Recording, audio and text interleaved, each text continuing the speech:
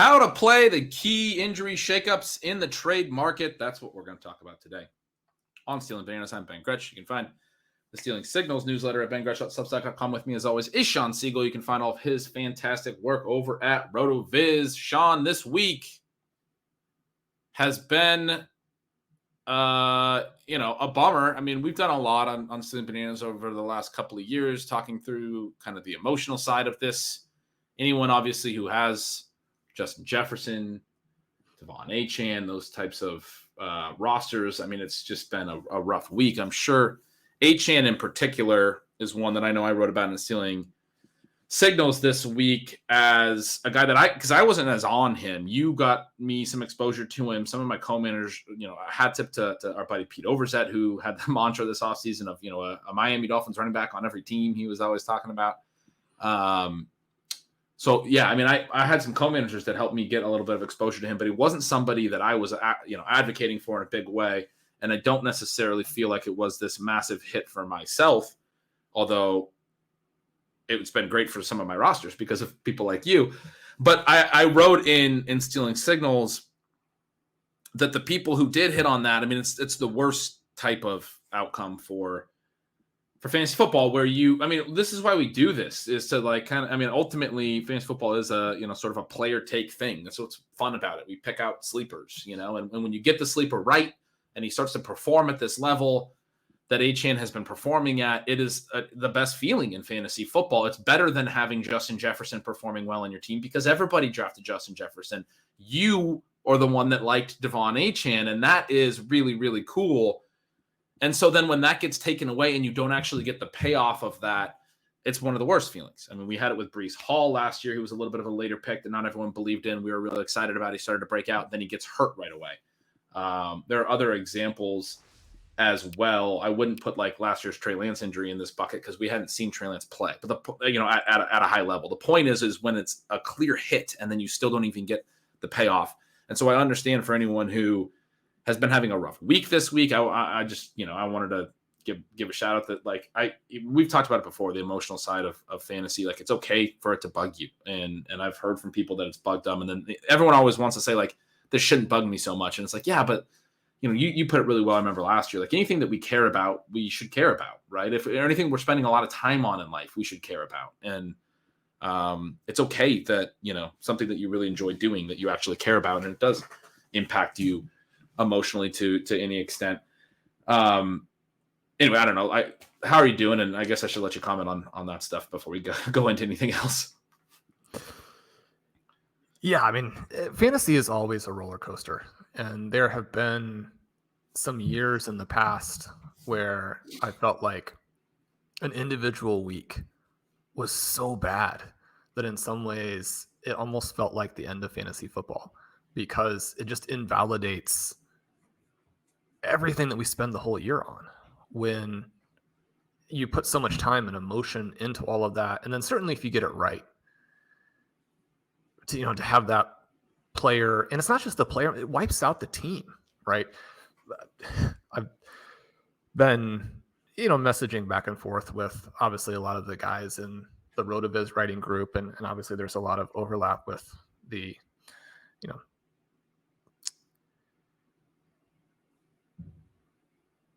the ship chasing community. And that's just been so wonderful over the last, 2, 3, 4 years.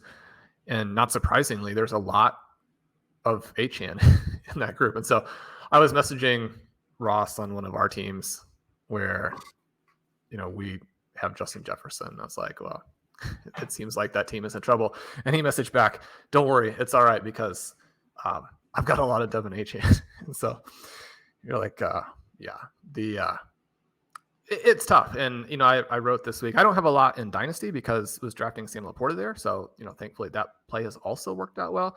But in the Monday piece, I was talking about how great it feels to have like 34% of Sam Laporta and 28% of Achane, and, why you would want to get exposure to these guys who would blow up. And then, within minutes, hours of that, you're finding out, well, now he may be out for a long period of time. And certainly that's the flip side of it. But I have a hard time understanding how you're going to draft in such a way where you're intentionally fading the players that you know that there's a spectacular thesis for them to blow up. And, you look at the main events. I mean, got him on a lot of main events too. And so it's taking out these teams that were, $2,000 teams that had a chance to win $1 million. And so it's not like being in week 17 a year ago and having a game not play. Now, again, there are extenuating circumstances there. There are things that are more important than fantasy. And you think about this week, I mean, there are things in the world going on that are horrifying and, again, much more important than fantasy. But you can't live your life going through day to day, not reacting to the things that you care about and that you're invested in, and just telling yourself, well, there are more important things out there. It's like there are. But, I mean, you've got to live an engaged life where you care about your own activities while also caring about other things. I mean, that kind of mental approach where you can care about small things and you can also understand the big picture and do what you can to support, people and movements that are hopefully making the world better. I mean, those things have to happen simultaneously, and you definitely shouldn't ever feel guilty for being upset about something that affects you. And it also affects these guys. I mean, Justin Jefferson, you look at his face when he's standing over there on the sideline. I don't actually get that from HM, but this is a rookie who looks like he could be, a historically great player. And his rookie season has already been impacted now from the injury in the preseason, right? Doesn't really play. He doesn't play in week 1, doesn't really play in week 2. And then you have this stretch here where he looks like maybe the best player in the entire NFL, certainly from an offensive side of the ball perspective. And now we're going to miss 4 weeks. I mean, there's a chance that you never kind of get that going again in the same way. I mean, you think about Chris Johnson and his season where he's setting the yards from scrimmage record. You think about some of the things that Jonathan Taylor has done. You think about some of the runs that Breece Hall has broken off, but also the situation that Breece Hall is in now with the entire offense and the quarterback and all of that. And there's no guarantee that you are going to be able to do the things that you would have otherwise done and become this all-time great player. And so all of those things are a bummer. And at the same time, Ben, fantasy football, like life, goes on. And so we're going to be looking today at some things we can do to try and maximize the chances to win both small and to win big. Then people want to know how we should approach this week from a trade perspective. And that really goes across a variety of different formats. Yeah, I've been getting a lot of questions, more questions probably than the first month of the year combined about trades this week. I think it's because of the injuries, because of the value changes, because of Cooper Kupp and Jonathan Taylor coming back last week, and now obviously losing Justin Jefferson and Devon Achane and James Conner, and I'm forgetting people on top of that, Anthony Richardson, and it's been a busy week for value changes, not just obviously for the players that are out, it's for the players that are left behind, and who then benefits. And the big question that I'm getting in redraft, I think multiple times, is about, because we're at this spot in the regular season where you're the fantasy regular season where you're maybe not halfway, what are we, a little more than a third of the way through, I guess. We're 5 weeks in, but people know how good their teams are to some degree. There's a difference between being 4-1 and 2-3. And there's this idea of, what do I need to do the rest of the regular season?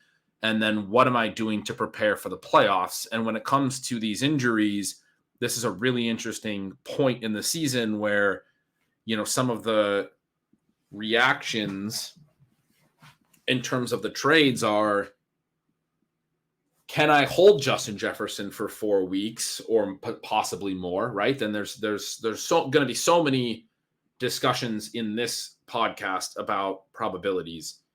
And, that's one there. The injuries and the return dates are all, we have to think in terms of probabilities. And there's re-injury concerns. Like, we don't know how healthy or when these guys are going to come back. It's not a clear answer, but we can make guesses. I have, strong opinions on a couple of them. But there's going to be layers of probabilities in terms of that, in terms of the player performance of the players that are in the trade discussions. And then there's probabilities in terms of how you play fantasy. And redraft is the one that I'm getting the most questions about. And I wrote a little bit about in an intro to Stealing Signals this week. But for the teams that are like 2 and 3 that have Justin Jefferson, the opinion that I hear, and this is what I sort of tried to address, but the opinion that I hear and have heard and have heard a lot over the years is, that you need to prioritize the rest of the regular season and just getting into the playoffs. And the playoffs can be kind of a crapshoot in fantasy football. We know that everything comes down to these 3 games. And yet something you've said to me in the past is that there is a benefit to being better in the playoffs, having a better roster in the play. Like, it's not just, hey, we just get in with whatever roster we can. You're going into the playoffs and you're playing against teams that are the best teams in your league, that have the best players. They score points. They won games. That's why they're also in the playoffs. And you have to win. If you're just getting it, if you're 2 and 3 right now, the bye matters a lot, because if you only have to win 2 games to win your championship, that's a big deal. But if you're 2 and 3 and you just lost Jefferson, you're probably not in contention for a bye. I mean, it's just going to be really hard for you to win enough games the rest of the way to get one of those top 2 seeds. So what we're talking about is, can you go into the playoffs and win 3 consecutive games against playoff teams and games that get harder? The first round you can probably win, but then you go and you play a bye team once you win in the first round. And then if you're able to beat that bye team, then in the championship, you have to play a team that's scoring points right now because they just won the other semifinal. And they were either a bye team that won the other semifinal, or they're another wild card team that has won 2 games in a row against playoff teams. And so it gets more and more challenging. And most of these leagues, a lot of the payouts go to the top team. And we've talked about this like in best ball, how the week 17 correlations and these things, how the payouts are so strongly structured around week 17. It's not that much different in a lot of redraft leagues. I know a lot of people that are playing in leagues that have just winner take all still. I like to have it a little bit of a balance, but also there's just the element of pride too, where even if the money is a little bit balanced, people want to win their leagues. The people that are listening to this podcast, people that I talk to, anyone who's playing fantasy football, we're in leagues with our friends and our colleagues and all of these things, and we want to beat them. And that's the fun thing, is you won your fantasy league. And so whether the money is a part of it or not, or it's just the pride, the question is, how do we win leagues? And the element of, like, I think if you're 0-5 or you're 1-4, there is a very strong argument for, I need to be prioritizing just getting into the playoffs, because at this point you're a long ways away. But I think at like something like 2 and 3, and when we talk about this idea of like potentially trading away a Justin Jefferson, there's a conversation to be had about prioritizing just getting in and then getting lucky in a 3-week playoff sprint where you're playing really good teams, versus maybe just trying to get lucky in the next 4 weeks while Justin Jefferson's sitting on your bench and you're hoping that you're catching some points against the luck. Some of those games are inevitably not going to be against playoff teams, or presumably not for everyone. Some people might have a tough upcoming schedule. You're gonna have to look at that a little bit, but maybe you go look at your schedule and you find that 2 of the games you're playing are against the 2 lowest scoring teams in your league. So maybe this trade where you move Justin Jefferson to make sure that you prioritize these next 4 weeks isn't actually going to have that big of an impact, as part of what I'm getting at. You might be able to win without him, is the point. And I think sort of what I want to get your thoughts on, and where I'm trying to start here, is when you're in that type of a decision point, because there's other discussions about whether Jefferson even comes back after 4 weeks, whether it's 6 weeks, whether he's out for the rest of the year, which I know some people are pushing, and I've seen tweets about. I think that's like pretty wild fear mongering. Personally, I think that's a today problem and not something that we're going to be thinking in a couple of weeks, based on all the rhetoric around Jefferson. We'll get into that in a second. But this idea of delaying your loss is what I was writing about. I was comparing it to the NFL teams and the decisions they make when they just play for overtime, or when they don't go for 2 in key spots, or they kick field goals in key spots because they don't want a 4th down decision in a key spot to determine the game, because then that decision will have all of the focus on it. They want to delay their loss. And so I think fantasy managers have a habit of the same. It's the same type of conservative thinking where it's like, I got to get in the playoffs for any of this to matter. But in terms of maximizing your probability of winning your league, there is an argument, I think, to be made that you should try to get lucky in the next 4 weeks and still have enough upside for the playoffs to survive that gauntlet and win your league. And yes, that might mean that you lose 4 straight games and you go from 2-3 to 2-7, and then you did lose right now, but you didn't delay your loss and you maximize your probability of winning versus trading away upside like Justin Jefferson for players that might come in and not actually make a huge impact over the next 4 weeks, but then also limit your ceiling in the playoffs down the stretch where you're not going to actually be able to contend with the other really good teams in your league and you're going to just wind up losing in the semifinals or something.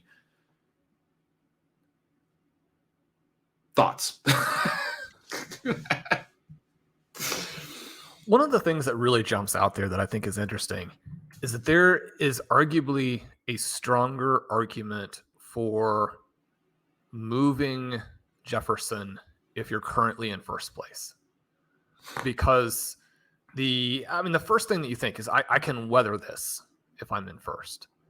But when you're in first and you have a powerful team and you can potentially move Jefferson for a piece that might even be somewhat equivalent when you think about, what the individual outcome ranges are, certainly over a short period, especially if you're getting a healthy guy who has a good schedule and you could see him rising in value over the next month. So we're talking about if you could move Justin Jefferson for someone who might be drafted, say, if we had a draft right now, and Colin and I have done some stuff on Best Ball Resurrection. I had a little bit of an article about that this week on RotoViz, anybody who's wanting to check that out. But if you're going to draft somebody who is being picked in that, say, 108 to 212 range, and you personally would have them higher in your own rankings, and you think that they're a rising player,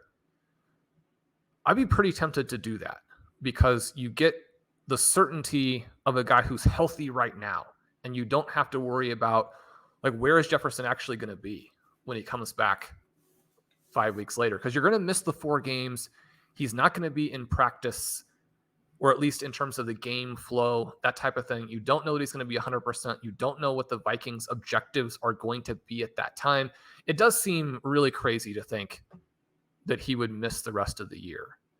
But, if they were to do something outlandish, like make a change at quarterback, or, even small things where they prioritize Jordan Addison, they continue to really emphasize TJ Hawkinson. Maybe they decide that, okay, we're going to really prove to people that either Cam Akers or Alexander Mattison or this combo of them that we can win as a run-based team.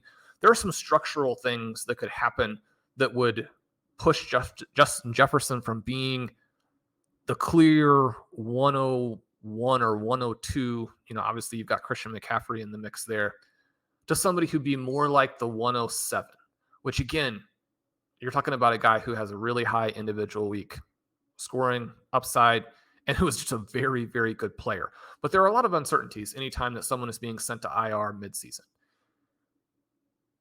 If you are in position to get a bye and to maintain that bye, so you have to play one less game, that portion of it in terms of helping you win your league is gigantic. So getting the bye, I think, should be your objective. That's going to be the thing that helps you the most in terms of winning. Teams that are not really in position to get a bye, but as long as you stay active, you have a pretty good chance to make it. And this is the difference, I think, Ben, between leagues that are maybe 4 teams get in versus leagues where 6 teams get in. If half of your league is going to make the playoffs,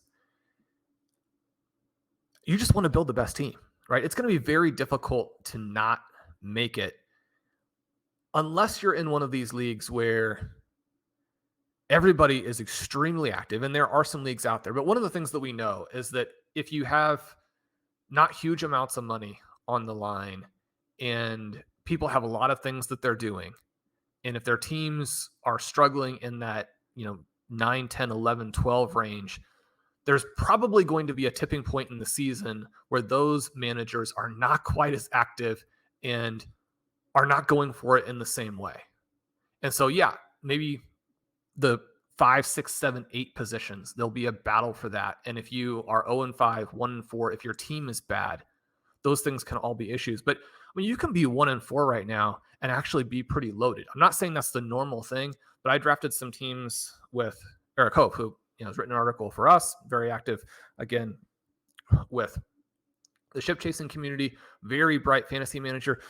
We've got a high stakes FFPC team that's 1-4, where we have a hard time making our start sit decisions every week because we have like an entire additional level of starters on the bench. Now, the actual scores that we've got based on what our players were projected to do and some of the individual player outcomes have been toward the low end. And you can think of guys who maybe aren't scoring that well, like Ramondre Stevenson and Javonte Williams. But those are certainly players you would still be picking in the first 10 rounds, at least. They're still going there ADP wise, and I would expect them to bounce back. If you've got those guys, plus you've got an RB1, you've got a lot of guys on the bench. Like, how much is making a trade where you move Jefferson and you get back a player who just makes that start sit decision mix even trickier? So you have to look at your individual roster to know, like, how much difference is this going to make both now and later, which is what you're describing in terms of losing Jefferson, getting somebody back. Then do you have individual guys? And when you were writing about this for Stealing Signals, and when you're thinking about this with your subscribers for Stealing Signals Gold, that type of thing, are you making some huge differentiations between individual players who are currently still top 2 round guys where you're like, that guy I would definitely go after, and these guys I would definitely not be interested in? Or is it even more sort of player agnostic than that when you're thinking through? I know it's a little bit of both, but how are you looking at some of these specific trades? Because Amon-Ra St. Brown is someone you had mentioned to me as a player who is coming back in some of these trades. And for me, that one is actually pretty easy. If you're getting Amon-Ra St. Brown back, you're going to get 4 weeks of him. I would do that in a heartbeat. Yeah, assuming he's healthy as well, but we don't know 100% where he's at. There's been some talk of like sports hernia on him as well. So it's kind of tricky. They have a week. They have an upcoming bye. I think I said week 7 in something, and somebody told me it's actually week 9. Yeah, they have a week 9 bye, but that's in this stretch as well. Assuming that Amon-Ra is able to come back this week and play the next 3 games, I think that's a pretty big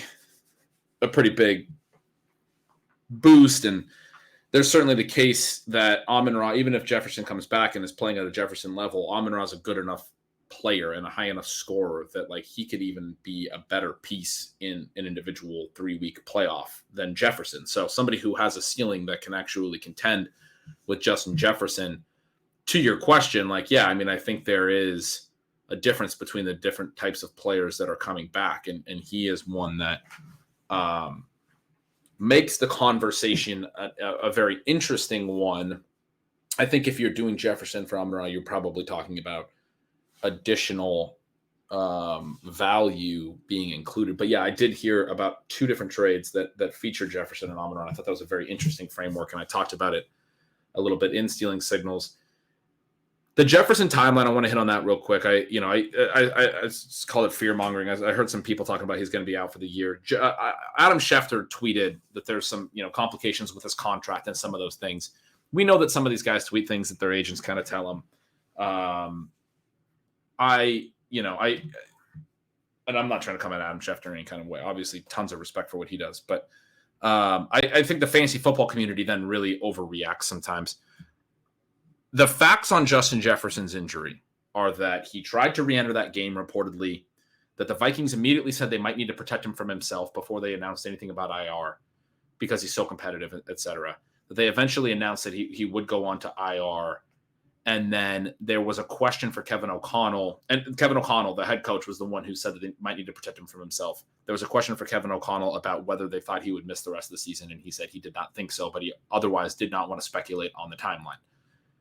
The fact that he was willing to say, I don't think so, like relative to like, say, Anthony Richardson, where the quote was a little bit less, it was a little more bleak. It was like, we don't know. He might be out for the year. And the timeline was announced as 4 to 8 weeks, right? For Jefferson, there was no timeline set. My read on everything I just said is that his hamstring injury is not actually that serious, that it is a minor tweak. but that it's probably more of a 2-week injury that they're saying, look, we're not going anywhere this year, so we're going to be careful and put him on IR and make him sit a full 4 weeks so that he's fully healthy when he comes back after 4 weeks. And I think that's relevant to, and maybe I'm reading it wrong, but it's relevant because I think people immediately hear IR and they go, well, the Vikings aren't going anywhere. So if it's already 4 weeks, then they're just going to shut him down for the whole year. He's going to miss the rest of the year. But in 4 weeks, they're still going to have 8 more games. So this would have to be a pretty significant injury to convince even the player that he's not going to play for 12 more games this year. The guy wants to come out. He wants to put up stats. Justin Jefferson has talked about it mattering to him that he's thought of as the best wide receiver in the NFL. And he's this young superstar. And if the contract stuff is important, and it is, I mean, there's potential risk if he re-injures that could hurt the contract or whatever. But I think regardless, this is it's interesting in the context of like Lamar Jackson sitting out last year but still getting a really strong deal, that there's this idea that maybe Justin Jefferson would sit out and still get a really strong deal. And he's probably done enough that he would already get a really strong deal.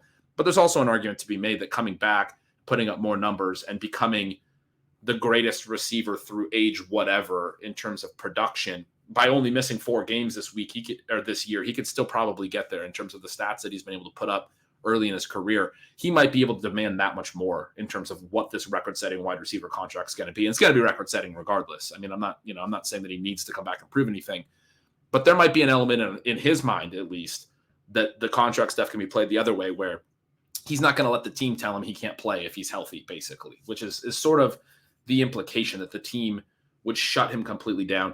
My read on it, and I could be wrong, but I do think it's a little bit crazy that people are going, well, he's already on IR, so that means that he might miss the rest of the year. There's 8 more games after that. And all of the verbiage makes it sound like IR was already the precautionary measure, that he maybe didn't need to be out for 4 weeks, but they went that extra length to make sure. We'll see. Maybe he's out 6 weeks or whatever. If he actually misses the rest of the 12 games and doesn't play again this year, I will be incredibly shocked based on the ways that they have talked about it. And again, the fact that he was trying to return to that game. It's not like he tore his hamstring off his bone. The player would not then be trying to return to the game if he was in that much pain. It seemed like a pretty small tweak. And yet, doesn't that kind of suggest shenanigans already? That we're going to put a guy down for 4 games when the injury is probably not that significant. But if it happened in week 8 or week 9 and they put him down for 4 games and there's only 4 or 5 games left after that, then I might buy that they might shut him down for the final 4 games after that as well. There's still going to be half a season after he's eligible to come back. I mean, I feel like this is a today worry, much in the way that I think Cooper Kupp's actually had a lot more concern to it. They were like, we don't know what the cause is. There's some nerve issue. We're sending him to Minnesota or whatever to get a second opinion from somebody who works on hamstrings. There was a bunch of concern around Cooper Kupp's, and Cooper Kupp ultimately, and this is a little different because it is, like you said, an in-season he gets sent to IR in season as opposed to Kupp preseason being put on IR. But when Kupp was put on IR, people were like, the Rams are going to tank and he's going to miss the entire season. That was the today worry on Cooper Kupp was he's not going to play this year. He ended up coming back in the minimum. And I think, the verbiage around him was so much more significant in terms of the injury. But, you have to have a really good team to still be in strong playoff shape if you drafted Cooper Kupp in the first round. Because, other teams have gotten impressive performances from Justin Jefferson and Christian McCaffrey. Obviously, Tyreek Hill, more or less unstoppable. It looked like maybe you were getting a reprieve because the Jamar Chase managers weren't in great shape, and then he goes out and scores 50 points and pulls all of them back in. Another little element here, I think, Ben, that also matters. We talked about the difference between 4 versus 6. We talked about how maybe you actually want to be more aggressive if you're in great shape versus not. I think it also matters a little bit the route and the paths to the playoffs, because if you are looking at a win-loss based system, then there's going to be enough randomness over this stretch between now and when the playoffs start that you can be a little bit more far looking.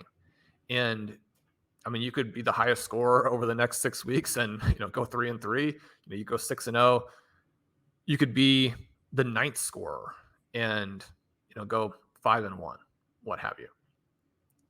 if it's a point-based system as well, if you're, say, in a league with 4 teams make the playoffs and half of those are based on points, I also think you probably need to be more aggressive, because you're going to be shut off from this good luck win-loss path, and you need to score to give yourself that scoring path as well. So thinking through the specifics of your league format and what the incentives are, what the disincentives are, how you're going to build the best team there.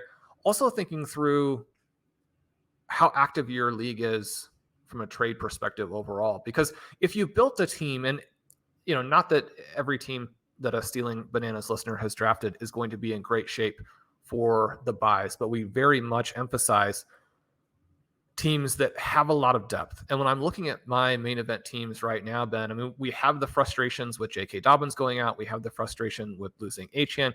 We have the situation where Garrett Wilson is not nearly as valuable.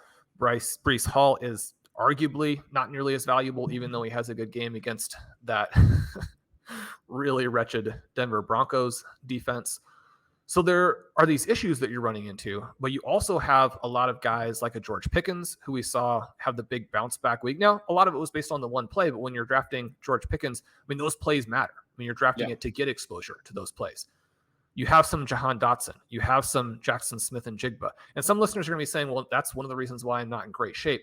But it also means that top to bottom, your league has a lot of, your individual roster has a lot of players who should be much better over the second half than they were in the first half. And they also have interesting trade value because other managers in your league are going to also know that. Whereas if you've drafted, a more mature player who is scuffling for some reason, yeah, maybe there's the bounce back thesis because people have seen him do it in the past, but there's not the bounce back to impact level that you're going to have in the same way. Did you just call an old player more mature? Was that the term? Like, is Adam Thielen a more mature player? I think Adam Thielen has gone beyond maturity into his golden years. He's aging gracefully. If you have golden players who are putting up 30 points per game like Adam Thielen, then congratulations. Yeah. Trade them. But we're looking at that. You have other options on your team, A, to blow up and get you through, so that then when Justin Jefferson comes back, you've got a juggernaut. Or B, that you could trade instead of Justin Jefferson. You can trade some of your other starters and move Dotson back into the starting lineup and say, if I'm going to win, then it has to be through this thesis that I developed preseason, and I still have some belief in, at least for no other reason than Sam Howell's actually moved the team. It's like, how long in the season is Dotson going to be basically a decoy? Anytime you've got an NFL team that is out there throwing multiple targets to Byron Pringle, that has 11 guys get targets in the last game, you know that there is a strong path back to, number one, consolidation, number two, relevancy, and number three, touchdown upside for a player like that. JSN, Ben, I don't know what's going to happen there. You'd like to think they're going to come out of the bye and throw more effectively. It's not just been him. Geno Smith has been frustrating if you had him as your QB1. But you have some options, and if you have a deep team where your bench is intriguing, that gives you a lot more optionality as well in terms of these multiple paths to success, either just winning with your guys or making some other moves. If you have a strong bench, does that make you more or less likely to do some type of Justin Jefferson trade as a headliner? And just to give some more context, in the last resurrection draft that I did, the 5 wide receivers who came off immediately following Jefferson. And this is in a draft that comes out at a time when people know that Justin Jefferson is going on IR, right? And he's definitely going to be out for this time period. The next 5 receivers are Jalen Waddle, Devontae Smith, DK Metcalf, Brandon Ayuk, and Chris Olave. I'm guessing that there are some names in that 5-some that you would prefer to have over Justin Jefferson kind of rest of season, knowing that the best guy from that group, Justin Jefferson, is going to be out for a month. Well, there probably are, but the context questions that you are asking are really relevant, because a lot of the people that are listening are still playing in leagues where they only start 2 receivers and have 1 flex, and they can only start a max 3 receivers. You talked about whether your bench is strong. I think in terms of whether the bench is deep in terms of the number of players that can be rostered, meaning we often call these shallow leagues, right? Meaning there are pretty viable plug and play options on the waiver wire. If you're able to pick up the types of players that when we usually talk, and you've, as a listener, made the mental adjustments yourself, when we usually talk about it, if you're able to get better players than we are acting like are available, then you're in probably a little bit of a shallower league. In that scenario, I think you want to be more likely to target and stash Justin Jefferson. If you're in a league that has fewer wide receivers that are required to start, I think you want to be more likely to target and stash Justin Jefferson. If you have enough depth on your bench and you have enough players to still fill a really strong starting lineup for the next 4 weeks, through the buys, you need to take a peek at your buys as well, because you might be, in some tough spots with buys. That's another part of this. It definitely comes in where stashing a hurt player through 4 bye weeks is a challenge. And that's an important element of considering the trade. But if you're able to build a pretty strong starting lineup for the foreseeable future, because you have enough talent on your bench, you've been able to make some key waiver wire ads. Shawn, like some of my home leagues where, I'm in a home league where I got offered Justin Jefferson, and I have Kyron Williams on the team. I have Justice Hill on the team. I have Jaleel McLaughlin on the team. So like I have a pretty good running back group. Those are all behind. Like I have Austin Eckler and Breece Hall as my top running backs. And I only start 2 running backs and I'm probably going to be flexing a running back for the foreseeable future is sort of the idea. I do start 3 receivers in that league, but have some good receivers. If it's not going to really negatively impact my starting lineup, that's a team that's 2-3, and I'm probably going to make the deal for Justin Jefferson this week. And that's one where I would be giving up Amon-Ra, but I'll be getting a little bit more value from it. The point is, you added all of these additional context clues and or points, and I think those are all incredibly relevant in terms of the way that you play it. And I said at the top of the show, there's all of these various probabilities. I talked through why I think Justin Jefferson is probably only a 4-week IR stint away, but that's a probability thing. The difference between Justin Jefferson and Amon-Ra St. Brown, in terms of Amon-Ra St. Brown's ability to potentially match that scoring even after Jefferson comes back, is a probability-based discussion. You talked about some of the ways that Jefferson being out for 4 games could then impact his ability to score at a really elite level coming back after that. If the Vikings offense evolves, if it's more run heavy, if Kirk Cousins gets traded to the Jets, whatever, right? There's a lot of possibilities where now Jefferson comes back and it's not such a pass heavy offense and he's not just putting up 30 points left and right. Like it's super easy. Maybe he's putting up 20 because he's Justin Jefferson, but 30 and 20 is a big difference. And again, probabilities. And then you just asked about some other names, Chris Olave and some of those other names down the list. And I think, again, you're talking about, okay, well, there's less overlap than there was with Amon-Ra St. Brown's range of outcomes in terms of how he can mimic Justin Jefferson's scoring ranges. Those guys further down can't mimic his scoring ranges as well, but they could still, especially like an Olave could still certainly have a stretch that can get there with Justin Jefferson, especially over like 3 games. If you're thinking about the playoffs, what were the other names that you said? Sorry, I didn't catch every name. Jalen Waddle, who also in that group, the Tua situation there. We've got Devontae Smith, a little bit of a cold stretch, but we've seen him white hot at times. DK Metcalf, that one may be a little bit trickier for me with the threesome there with the Seahawks. Brandon Ayuk, one of the top guys in yards per route through 5 weeks. And then Olave, a burgeoning star, but also in that offense with Derek Carr. And he does actually have some other weapons there who are siphoning some targets. If he's completely healthy, probably don't siphon as much, but that one for me probably would be a little bit of a pass. You need to get some other things too, maybe. Yeah, I think in terms of whether it's straight up and whether you actually get some other value is the other part of this in terms of, probabilities and things like that. The offer that I've gotten has included significant other value. It's not specifically just Amon-Ra St. Brown for Justin Jefferson straight up. But yeah, and I actually have 2 of those players you just mentioned on this roster. I have Olave and Ayuk as well. And so it's one of those things where it's a question of what my roster will be like in the next 4 weeks, how much acquiring and stashing Justin Jefferson will hurt my potential in the next 4 weeks. How much am I overvaluing the certainty of that? Because I think, naturally overvalue the certainty of that. But how much does we talked about when you're in these purely and this league is largely win-loss based, these purely win-loss based leagues, and this is also one where half the league goes to the playoffs. So we're talking about a lot of different things that would play into the decision making of a trade right now. This is one where half the league goes, and I'm 2-3 right now, but I have a roster that with Breece Hall and Austin Eckler and some of these guys is going to be getting better into the future than it's been through the first 5 weeks. I think pretty clearly, or I am analyzing it that way. The decision of whether or not to acquire Justin Jefferson and try to survive 4 weeks or more, right? Again, probabilities, not sure, but to try to survive 4 weeks when I'm already 2-3, and where does that leave me? Maybe that leaves me. I think there's a big difference between if I could go 2-2 with that stretch and be at 4-5 with 5 weeks left in the regular season after that. That's another big part of this. There's still 5 games after that. And if Justin Jefferson coming back in the minimum makes you feel like you're a pretty big favorite to go 4-1 in those 5 games down the stretch, that's relevant, right? This team, if Austin Eckler and Breece Hall and all these guys are healthy, then adds Justin Jefferson is probably going to be in contention to go 4-1 during that stretch. So if I go 2-2 and I can get to 4-5, that might be enough for me to feel like pretty confidently I'm going to be able to make the playoffs still. But if I go 1-3 and I'm at 3-6 at that point, or especially 0-4 and 2-7 at that point, it's a lot more challenging to envision making the playoffs.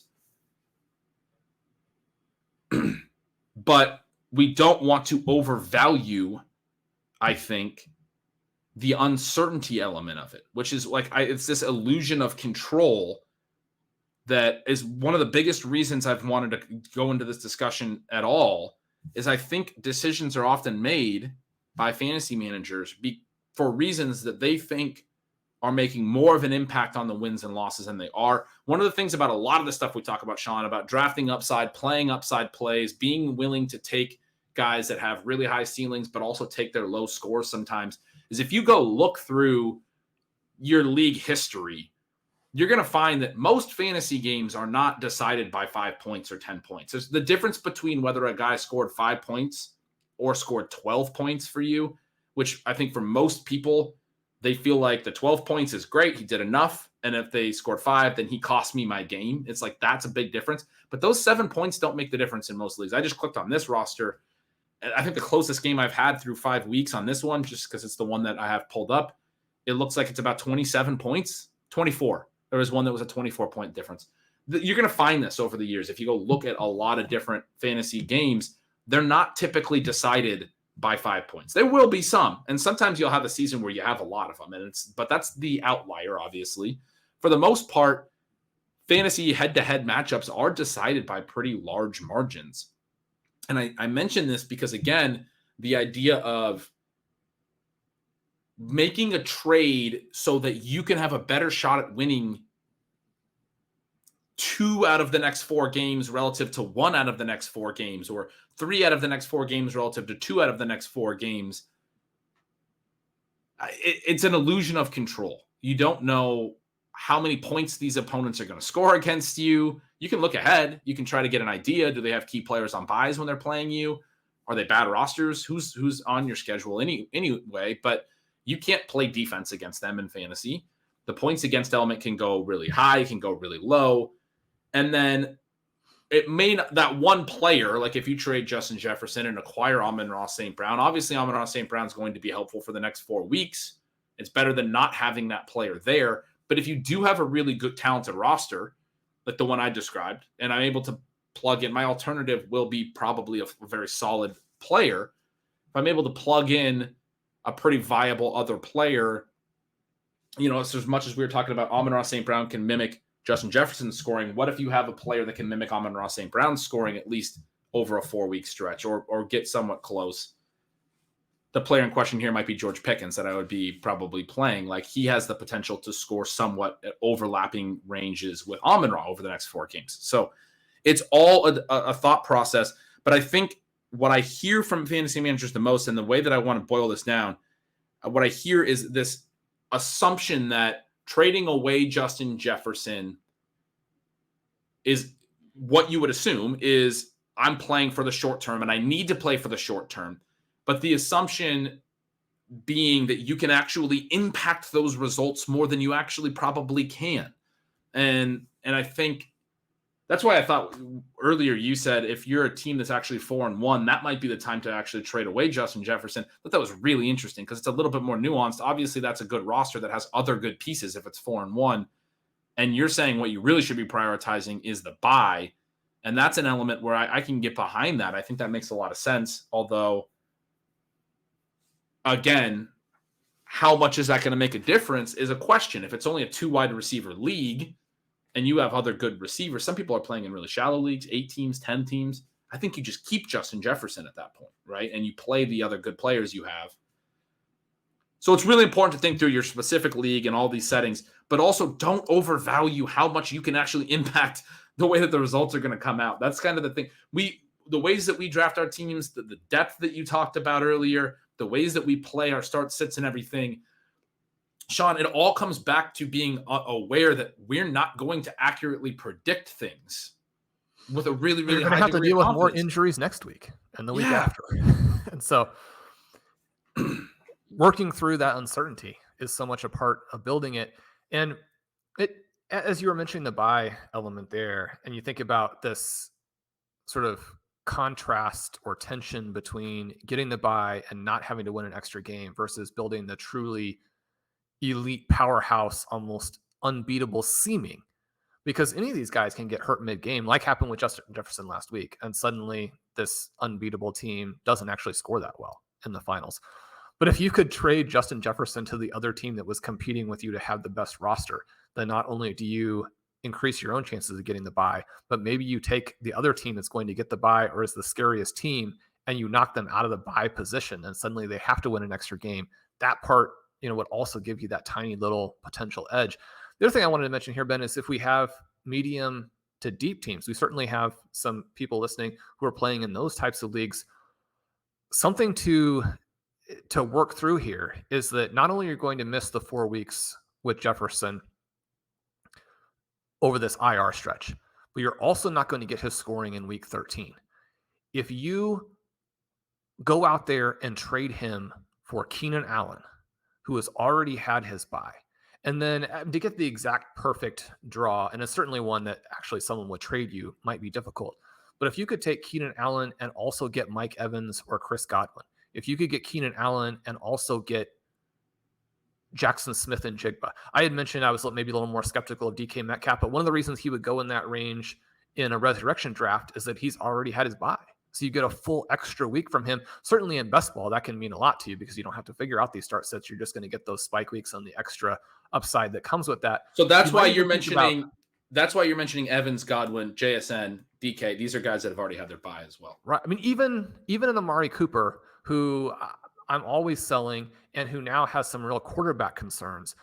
If you were to have someone throw him in cheaply because they're scared of these quarterback concerns, I mean, unless Deshaun Watson is going to actually miss another huge chunk of time, which again seems a little bit unlikely, although now that we don't know what's going on with him. We don't really know. But the fact that the Browns have already had their bye actually throws in an extra week of cushion for you, even if week 6 is pretty poor. So you look at some of the guys off those teams, try and pick out some targets. In many cases, the people you're discussing with will understand why you want them, but they will also see the value to themselves to make some of those moves if they think they're getting more overall value. So it's not like you're trying to, cheat someone or pull the wool over their eyes. You're just thinking, what are the incentives for you? What are the incentives for the opposing manager? And if you, meet on terms that both of you think are fair, then, you work through that, you make the move and you get yourself more depth for the bye weeks, right, so that you don't lose a week by taking a close to 0 or putting maybe several guys out there, or maybe one of them does hit, but the other one takes a 0. You want to have a very strong, normal type of lineup throughout the bye weeks, as opposed to being one of these teams where multiple occasions over the next month and a half, you're actually starting very poor teams. Yeah, that's so well put. You mentioned, obviously, with respect to medium or deeper leagues, and especially, if you're in a league where you doing a Justin Jefferson trade for a 2-for-1 with a Keenan Allen plus something else is allowing you to then also play both of those guys because you're in a deeper starting lineup league. it can make a huge, like you said, I mean, you're now adding depth to your lineup.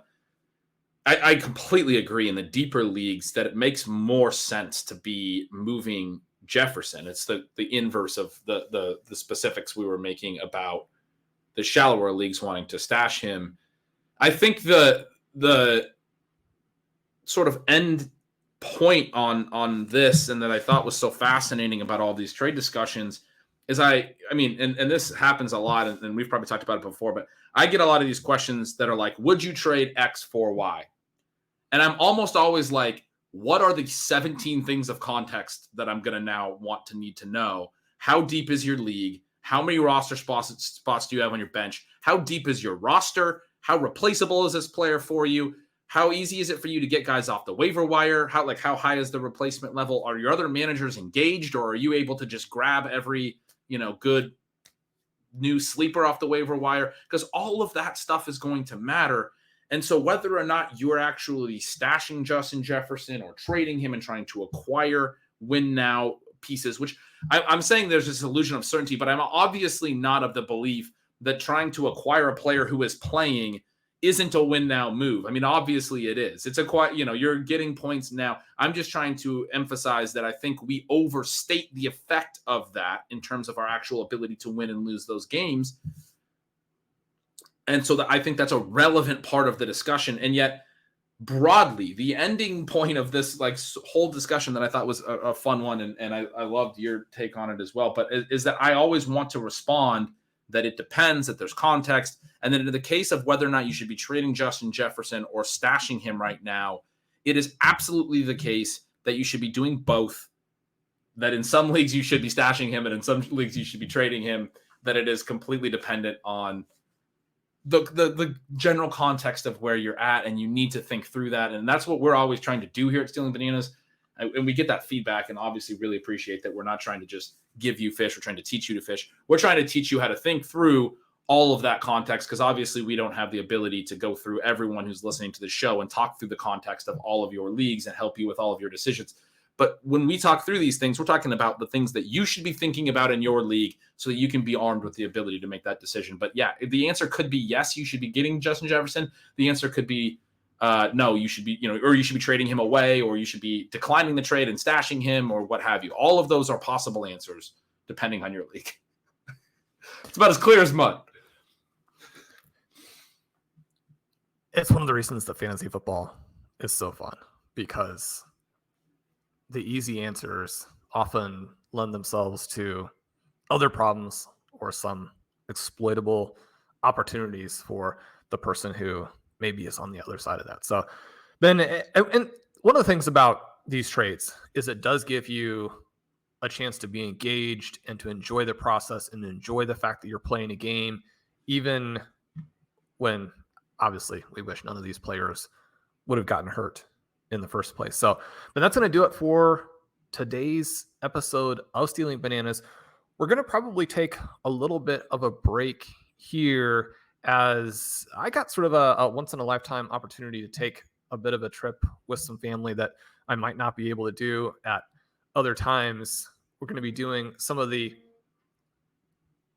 fantasy stuff through that period. Obviously, there at RotoViz, obviously you'll be able to get all of the great information from Ben and Stealing Signals through that.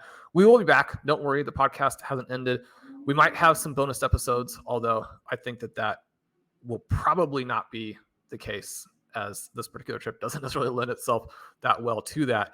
But as we go through the next couple of weeks, I just want to say thank you to everyone who does listen. I want to encourage everyone and say just how much Ben and I are rooting for you in your individual leagues.